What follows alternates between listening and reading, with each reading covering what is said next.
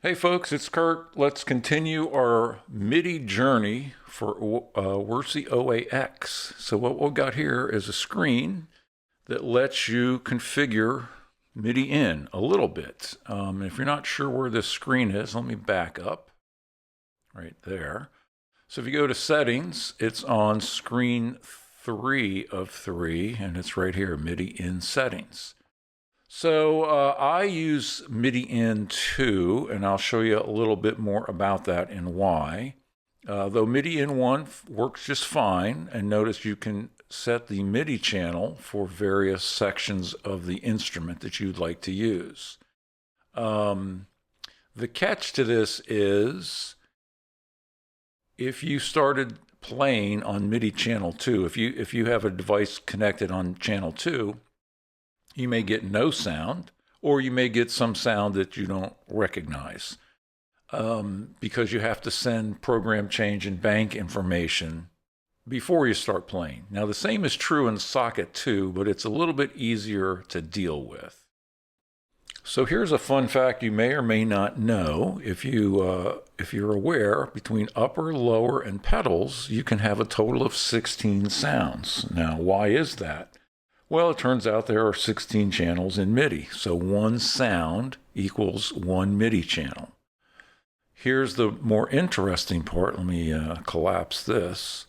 The internal sequencer, let me bring that up for you real quick, also has 16 channels. So OAX actually has 32 MIDI channels, 16 on each MIDI input, okay? Now, there's a ton of stuff you can send via MIDI in and MIDI out: volume, velocity, reverb, bank change, instrument, and of course, the notes you're actually playing. But here's something that you might find useful. If you look at the sound list, this first column, 6006-007, that's the bank number. And the last three positions is the actual instrument. So for example, if you go to bank 89, you may or may not know, that's all the general MIDI sounds. Not that I recommend you use them, but if you have a general MIDI sequence and it magically plays, there's 89, notice again, bank 89, all the general MIDI sounds. So that means if you have a file from a Yamaha or a Roland or a XYZ and it wants the general MIDI finger bass, that's bank 89, which the organ should switch to, assuming the sequence identifies itself as a general MIDI file, and then instrument change or program change 33.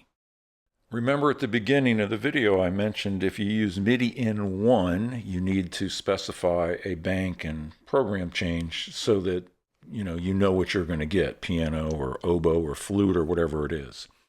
The same is true if you use MIDI In2, but it's a little bit easier to deal with, except for one little tiny thing. Let me bring up the sequencer. So normally up here in this white box, you can pick whatever instrument you want it to play, in this case, MIDI channel 1 or 2 or whatever. But notice if I click, I can't edit anything. So not only can you not record, you can't pick the instruments that are going to be used from here. So they have to be part of the data coming in. So what I did is I created a small MIDI file that will preload all of the channels. Let's hit play.